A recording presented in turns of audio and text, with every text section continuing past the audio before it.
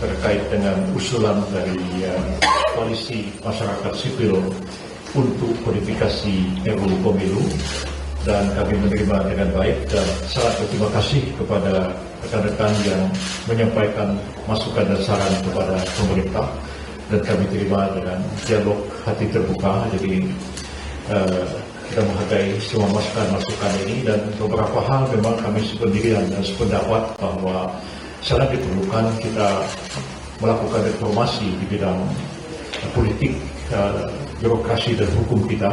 Dan dalam reformasi politik ini terkait dengan reformasi dalam undang-undang tentang pemilu, tentang partai politik, dan tentang MD3. Mengapa kita bicara tentang partai politik? Oleh karena setelah amandemen UUD 45, partai politik itu begitu besar peranannya, tidak bisa ikut pemilu legislatif kecuali partai politik, dan tidak bisa mencalonkan pasangan calon presiden kecuali partai politik. Jadi partai betul-betul harus kita benahi, karena tidak mungkin kita menciptakan demokrasi kalau partainya sendiri tidak demokratis. Jadi betul ini merupakan satu masukan berharga bagi kami, dan kemudian harapan dari rekan-rekan dari koalisi masyarakat sipil ini adalah bagaimana kalau draft penyusunan terhadap rancangan undang-undang perubahan terhadap undang-undang partai politik, undang-undang pemilu dan MD3 itu datang dari koalisi masyarakat sipil ini, dan kami menyambut baik, dan kami berpendirian bahwa memang sebaiknya first draft dari rancangan undang-undang itu datang dari mereka yang non-partisan, para akademisi, para aktivis yang memang tidak punya kepentingan politik langsung. Dan harapan dari rekan-rekan koalisi ini adalah supaya nanti pemerintah yang akan mengambil inisiatif mengajukan rancangan undang-undang yang didasarkan atas usulan atau first draft yang diberikan oleh rekan-rekan dari koalisi masyarakat sipil untuk kodifikasi rancangan undang-undang pemilu ini. Dan saya kira dengan kerjasama yang baik antara pemerintah dan seluruh lapisan masyarakat, LSM, kemudian berbagai perkumpulan yang concern terhadap reformasi politik ini sangat penting, dan kami merespon positif apa yang disampaikan kepada kami, dan kami ingin juga menjelaskan kepada seluruh rakyat bahwa pemerintah sungguh-sungguh berkeinginan untuk melakukan reformasi di bidang politik, dan sudah menjadi agenda yang dicanangkan oleh Presiden Prabowo Subianto. Dari 8 asta cita yang beliau kemukakan itu, salah satunya adalah reformasi di bidang hukum, birokrasi, dan reformasi di bidang politik.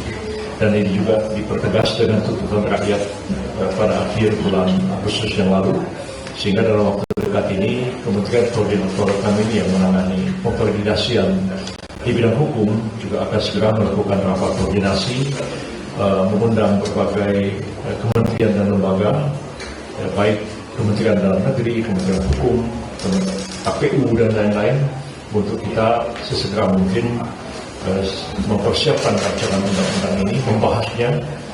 Mudah-mudahan bisa diselesaikan pada tahun 2026 yang akan datang, sehingga jauh hari sebelum pemilu RUU-nya sudah selesai, lalu KPU-nya sudah dipilih dari pusat sampai ke daerah-daerah, dan kita mempersiapkan pemilu 2029 itu lebih matang dibandingkan dengan pemilu sebelumnya.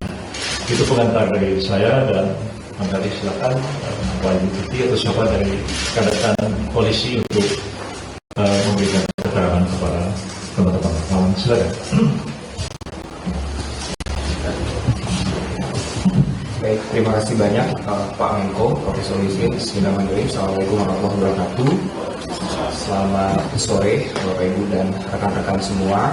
Jadi pertama tentunya kami di Koalisi Masyarakat Sipil untuk kodifikasi RUU Pemilu yang terdiri dari berbagai organisasi masyarakat sipil. Yang pertama ada Perkumpulan untuk Pemilu dan Demokrasi atau Perludem, ada juga Network for Democracy and Electoral Integrity, NEPI, ada Pusat Kajian Politik Universitas Indonesia, ada juga Pusat Konstitusi Universitas Andalas, ada juga teman dari Koalisi Perempuan Indonesia, ada dari Teknis Indonesia, ada dari Pusat Studi Hukum dan juga Kebijakan, dan ada juga teman dari Migran Care yang tergabung dalam Koalisi Kodifikasi Komunikasi, dan satu lagi ada teman dari Indonesia Corruption Watch atau ICW yang tergabung dalam koalisi kodifikasi RUU Pemilu. Pada hari ini berterima kasih sudah diberikan ruang dan kesempatan untuk bisa menyampaikan apa yang menjadi rekomendasi kami mengenai situasi dan dinamika politik dalam beberapa waktu ini yang kita ketahui bersama cukup tinggi, dan kami menilai bahwa salah satu sumber persoalannya itu adalah di dalam undang-undang pemilu, di mana undang-undang pemilu adalah sumber dari representasi politik warga yang di dalamnya perlu diperbaiki. Nah, untuk itu pada siang hari ini kami bertemu dengan Pak Menko untuk menyampaikan 15 agenda reformasi pemilu dan juga reformasi partai politik, yang di dalamnya salah satunya adalah menyegerakan pembahasan undang-undang pemilu dengan usulan yang sebelumnya kita tahu bahwa sejak akhir tahun 2025 ini sudah masuk dalam program legislasi nasional prioritas di DPR. Tetapi sampai dengan hari ini kita tahu belum juga kunjung dibahas di DPR. Nah, untuk itu salah satu poin yang kemudian kami usulkan di dalam 15 agenda reformasi undang-undang pemilu dan undang-undang pemilu dan partai politik adalah bagaimana pemerintah mengambil alih pembahasannya menjadi usulan dari pemerintah untuk pembahasan kodifikasi undang-undang pemilu. Dan yang kedua, kami menyampaikan juga bagaimana pemerintah bisa membentuk tim yang secara khusus yang terdiri dari akademisi, organisasi masyarakat sipil, kelompok kepentingan ataupun kelompok minoritas lainnya yang punya fokus perhatian terhadap isu pemilu untuk menyiapkan naskah akademik sekaligus draft undang-undang pemilu yang kemudian ini menjadi usulan pemerintah untuk dibahas. Tentu salah satu tujuannya adalah untuk menghadirkan undang-undang pemilu yang jauh demokratis, yang kemudian jauh lebih adil, dan juga meminimalisir konflik kepentingan di mana kemudian partai politik peserta pemilu menjadi arenanya berkompetisi di dalam undang-undang pemilu tersebut. Dan alhamdulillah tadi kami sudah berdiskusi kurang lebih selama 2 jam bersama Pak Menko, dan kami juga sudah menyampaikan keseluruhan poin-poinnya, termasuk kami juga di koalisi kodifikasi RUU Pemilu sudah menyiapkan naskah kodifikasi undang-undang pemilu usulan dari masyarakat sipil, dan kami sudah sampaikan ke beliau untuk kemudian ini bisa menjadi satu bahan pertimbangan dan rekomendasi dalam penyusunan naskah akademik dan juga undang-undang pemilu yang kami dorong untuk segera dibahas. Selebihnya teman-teman semua, kami menyampaikan juga berbagai agenda perbaikan ke depan, mulai dari desain sistem pemilu, dimensi penegakan hukum, termasuk yang tidak kalah penting adalah soal perbaikan mengenai penyelenggaraan pemilu kita. Mungkin itu yang bisa kami sampaikan. Sekali lagi terima kasih. Besar harapan pasca pertemuan ini akan ditindaklanjuti jauh lebih serius oleh pemerintah untuk kemudian bisa memperbaiki desain undang-undang pemilu kita dan juga partai politik untuk meningkatkan kualitas demokrasi dan kualitas representasi kita ke depan.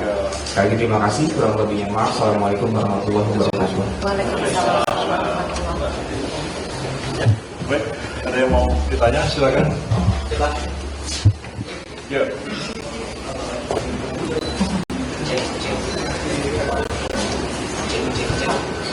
Tifal dari Kompas TV, mau untuk penegasan dari Bapak Ibu sekalian soal pembahasan tadi. Jadi konkret dari semangat teman-teman untuk merevisi undang-undang itu dalam aspek apa atau dalam unsur apa? Apakah sebatas masalah pelaksanaan atau mungkin ada syarat atau hal lain gitu?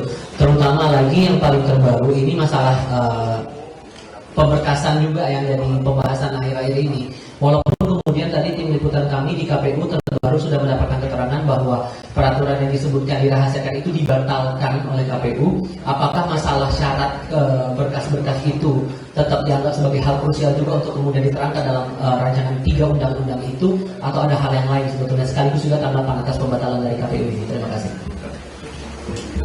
Iya, dalam menyampaikan usulan rekomendasi mengenai revisi undang-undang pemilu ini memang kami menyampaikan secara komprehensif. Jadi kami melihat undang-undang pemilu dalam 4 aspek sekaligus. Yang pertama adalah desain sistem pemilunya, yang kemudian ini menjadi sumber utama bagaimana representasi politik itu bekerja. Kami mengusulkan ada perbaikan di sana. Yang kedua adalah yang tidak kalah penting mengenai aktor. Nah, aktor pemilu ini adalah salah satunya penyelenggara, termasuk di dalamnya bagaimana profesionalitas dan independensi dari lembaga penyelenggara pemilu kita. Yang kami usulkan di dalamnya juga berkaitan dengan perubahan desain rekrutmen dari penyelenggara pemilu yang bisa jauh lebih independen. Dan yang ketiga adalah aspeknya manajemen. Tadi aspek manajemen inilah berkaitan dengan salah satunya soal transparansi penyelenggaraan tahapan pemilu. Kami menyampaikan di dalam naskah kodifikasi yang kami usul, setiap data yang kemudian dikelola dalam penyelenggaraan tahapan pemilu itu harus dibuka ke publik secara luas. Salah satunya adalah dokumen persyaratan pencalonan tadi. Karena dokumen persyaratan pencalonan ini adalah menjadi rujukan bagi publik untuk melihat rekam jejak dari para kontestan yang kemudian nanti akan menjadi wakil kita di pemerintahan. Maka dari itu penting ini untuk dibuka ke publik. Bahkan kalau kita lihat di undang-undang pemilu kita yang sebelumnya, sebetulnya itu sudah ada asas yang secara tegas di dalam Undang-Undang 7 menjelaskan bahwa aspek transparansi dan akuntabilitas itu adalah asas dari penyelenggara pemilu kita yang kemudian di dalamnya harus dikedepankan. Tentu memang hal ini terikat dengan berbagai undang-undang lainnya, salah satunya adalah keterbukaan informasi publik dan juga undang-undang mengenai perlindungan data pribadi, yang sebetulnya dalam konteks ini kami menilai bahwa setiap kontestan yang menjadi peserta pemilu, baik calon anggota legislatif ataupun calon eksekutif, maka sudah sepatutnya dokumen-dokumen yang berkaitan dengan hal tersebut dibuka ke publik agar kemudian publik bisa mengetahuinya, dan juga ini menjadi bentuk transparansi untuk meningkatkan juga kepercayaan publik terhadap para calon yang kemudian akan berkontestasi. Nah, jadi yang ketiga adalah mengenai aktor, dan yang keempat yang kami usulkan juga di dalam naskah kodifikasinya adalah berkaitan dengan penegakan hukum pemilunya, yang kami harapkan itu bisa jauh lebih efektif dan juga memberikan rasa keadilan dan bisa menghadirkan pemilu yang berintegritas. Jadi kami menyerahkan secara detail turunan-turunan bagaimana kemudian pasal per pasalnya juga ke Pak Menko, mulai dari buku 1 sampai dengan buku ketiga yang sudah kami publikasikan, dan nanti dalam waktu dekat kita akan mempublikasikan buku keempat mengenai penegakan hukum pemilu dan sanksi pemilu yang nanti akan kami sampaikan kembali juga seperti itu. Atas dibatalkannya itu oleh KPU masalah ijazah dirahasiakan, responnya dari teman-teman koalisi gimana? Sudah seharusnya Ya, jadi sebelum KPU membatalkan, kami koalisi sudah mengeluarkan pernyataan sikap sebelumnya, dan salah satu pernyataan sikapnya adalah mendorong KPU untuk membatalkan hal tersebut, dan itu memang sudah sepatutnya dilakukan karena ini bagian dari transparansi publik di dalamnya seperti itu. Baik, masih ada yang mau sampaikan? Baik, terima kasih banyak atas kehadiran teman-teman, dan sekali lagi kami terima kasih, dan kami tutup pertemuan ini dengan Assalamualaikum warahmatullahi wabarakatuh. Waalaikumsalam warahmatullahi wabarakatuh.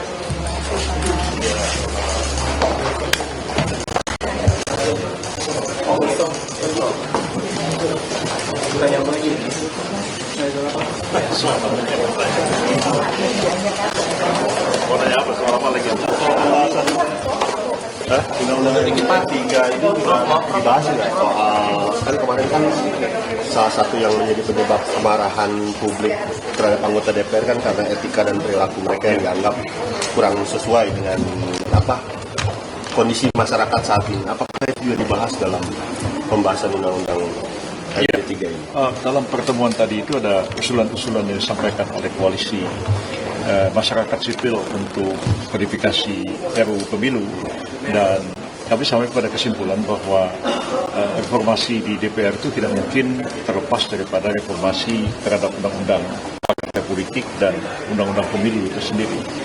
Dan misalnya masukan yang diberikan oleh koalisi masyarakat sipil tadi, bahwa tidak sembarang orang bisa direkrut untuk jadi calon anggota DPR oleh partai politik, tapi harus menjadi anggota partai itu sedikit-sedikitnya 3 tahun, dan harus melalui proses jenjang pekaderan di dalam partai.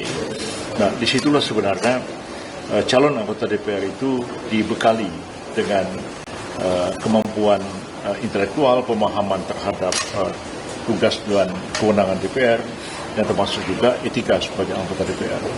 Dan kemudian kita ketahui bahwa DPR itu kan partai-partai kan punya kewenangan untuk melakukan recall atau PAW terhadap anggotanya.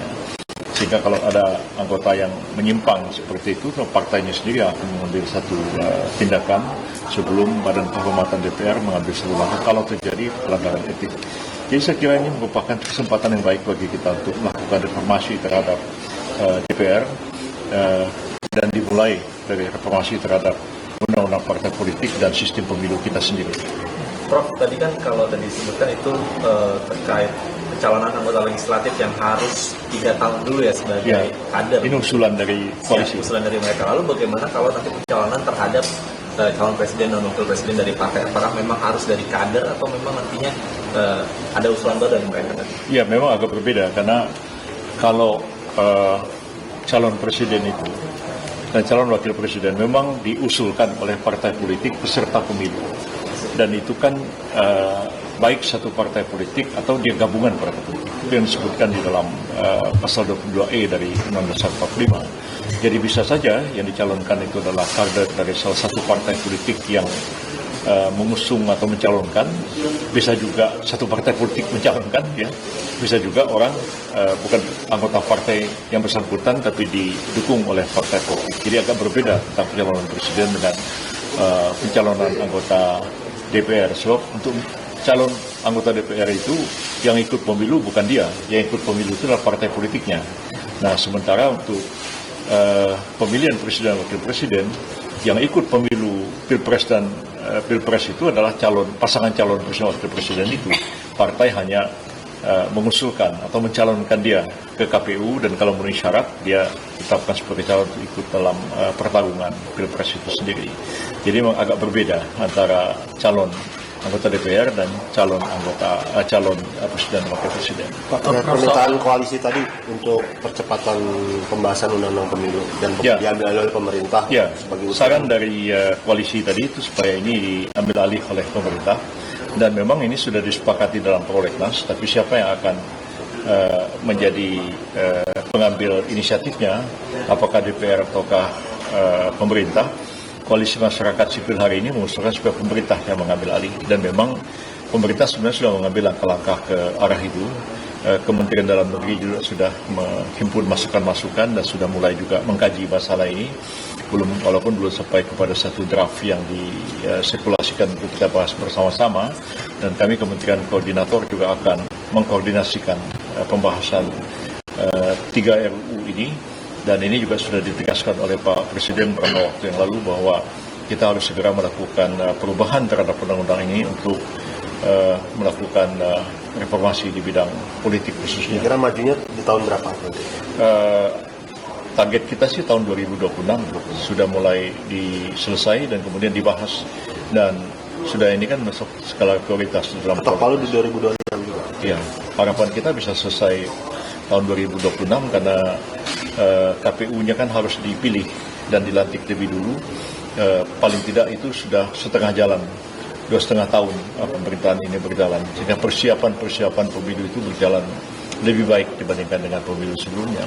Kalau sebelumnya kan ada yang dipersiapkan oleh KPU yang ada sekarang, ya, tapi dilaksanakan oleh KPU yang baru.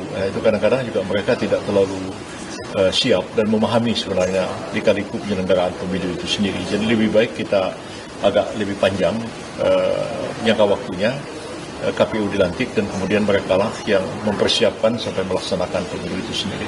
Prof Yusril, izin mau yang soal yang lain, ini terkait dengan 3 orang hilang yang masih belum ditemukan pasca demo rusuh akhir Agustus. Dari Polda Metro Jaya menyampaikan bahwa sampai dengan tadi malam setidaknya mereka mengumumkan hasil penelusuran soal kerusuhan itu, belum ada dari pihak keluarga yang mengadukan ke Polda Metro Jaya. Tapi di sisi lain polisi mengakui bahwa sudah mengetahui informasi itu dari media sosial, mengingat itu juga sudah diunggah oleh Kontras. Menurut Prof Yusril, apakah Polda harus jemput bola untuk mencari tahu atau tetap menunggu aduan dari keluarga dulu untuk bisa menelusuri ini? Karena ini kan juga sudah hitungannya sudah lebih dari 1 minggu setelah mereka hilang. Ya, begini, kami pagi ini melakukan koordinasi dengan Polda dan juga koordinasi dengan Mabes Polri mengenai keberadaan dari 3 orang itu. Tentu nama-namanya kan sudah dimiliki oleh kepolisian dan juga sudah disebut-sebut oleh Kontras dengan 3 orang yang hilang itu. Walaupun memang setelah dibuka pos laporan itu lebih kurang seminggu, belum ada keluarga yang melapor kepada pos pelaporan yang dibentuk oleh kepolisian itu. Tapi berdasarkan juga pemberitaan media, polisi sebenarnya sudah berkewajiban untuk mencari keberadaan yang bersangkutan, tapi kita juga menghimbau sebenarnya supaya kalau memang yang bersangkutan itu ada, tapi tidak diketahui di mana keberadaannya, supaya cepat-cepat juga memberitahu kepada masyarakat, baik melalui kepolisian ataupun melalui media massa, supaya tidak timbul kesan bahwa mereka itu hilang. Kan kalau kita ikuti perkembangannya, ketika terjadi demonstrasi yang berujung kerusuhan itu kan banyak sekali jumlah orang yang hilang, bahkan diduga penghilangan paksa, tapi kemudian kan akhirnya cuma 3 orang. Jadi kadang-kadang yang lain-lain itu yang nggak ketemu itu mesti juga harus segera mengumumkan di mana keberadaannya, supaya tidak menimbulkan kegelisahan bagi keluarga, dan juga bisa digoreng-goreng ke sana kemari. Hal seperti ini lebih baik kita himbau kepada mereka yang hilang, yang 3 orang itu segera untuk melaporkan diri kalau memang sekiranya mereka dalam keadaan sehat walafiat dan bebas. Tapi kalau misalnya mereka betul-betul hilang tanpa jejak, keluarga juga memang melaporkan, tapi polisi juga akan mencari keberadaan mereka. Dan kami sudah melakukan koordinasi hari ini untuk memfollow up mereka yang sampai hari ini disangka hilang itu. Mudah-mudahan ya bisa ditemukan segera. Termasuk koordinasi dengan Kapolri juga terakhir. Ya sudah, dengan Wakapolri kita juga koordinasi. Soal follow up dari tuntutan dari tokoh-tokoh saat bertemu dengan Presiden tanggal 11 kemarin yang membentuk tim investigasi khusus, kemudian tim reformasi kepolisian, apakah ada follow up juga dari Presiden? Karena kabarnya ada kepres yang sudah disiapkan. Saya belum tahu sampai hari ini, karena memang pada waktu ada pertemuan itu Pak Lukman Hakim Saifuddin mengatakan bahwa Pak Presiden sudah setuju, walaupun saya dan Pak Menteri Agama masih bertanya-tanya juga, karena memang tidak eksplisit dia mengatakan setuju. Saya mengatakan bahwa itu ide yang baik, yang masuk akal, perlu kita pertimbangkan. Nah, tapi sampai hari ini kita belum menerima arahan dari Pak Presiden apakah akan dibentuk satu tim pencari fakta, gabungan pencari fakta atas demonstrasi yang berujung kerusuhan akhir Agustus yang lalu, ataukah pemerintah memandang keberadaan dari tim yang dibentuk oleh 6 lembaga negara bidang HAM itu apa itu saja, atau akan membentuk yang baru. Itu bukan kewenangan saya, itu kewenangannya daripada Presiden.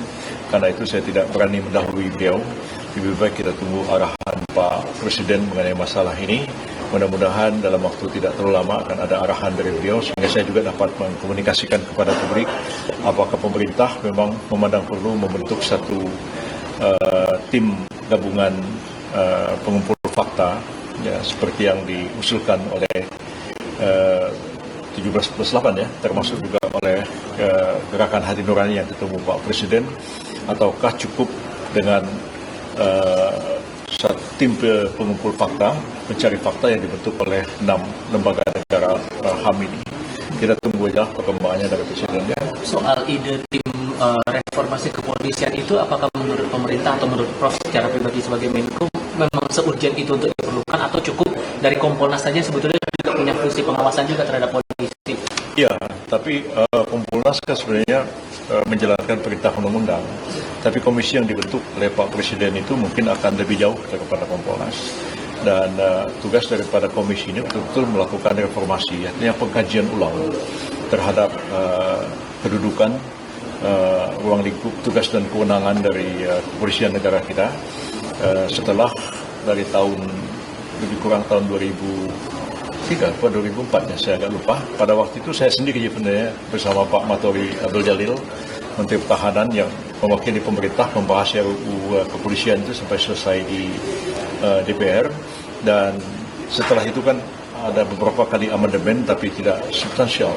Mungkin undang-undang yang sudah diberlakukan lebih dari 20 tahun itu sekarang sudah harus dievaluasi kembali dengan menyesuaikan keadaan sekarang dan tuntutan dari rakyat untuk melakukan reformasi kepolisian kita. Jadi seperti apa nanti, nah ini tugas dari komisi atau komite reformasi inilah untuk merumuskan perubahan-perubahan itu, dan saran-saran itu akan diserahkan kepada Presiden nantinya.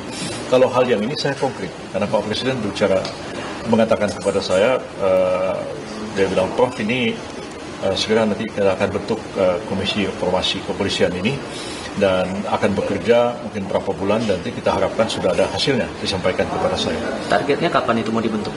Belum. Kalau itu memang sudah disiapkan kepresnya dan mungkin akan segera dilantik ya sehari 2 hari ini, dan kita lihatlah dalam kepresnya nanti berapa lama dia diberikan tugas untuk menyelesaikan rumusan-rumusan tentang reformasi yang harus disampaikan kepada Pak Presiden itu. Tapi kalau mengenai tim gabungan pencari fakta independen terhadap demo yang berujung kerusuhan itu memang sampai hari ini nggak jelas. Tapi kalau pembentukan tim reformasi kepolisian itu memang iya, itu sudah dikemukakan ya Pak. Siapa yang akan menjadi leadernya nanti? Belum tahu saya, nanti kita dengar aja besok. Oke. Dan goalsnya ini revisi Undang-Undang Polri ya Prof? Iya, arahnya akan melakukan revisi terhadap Undang-Undang Polri di sini. Terima kasih ya. Terima kasih banyak Pak. Baik.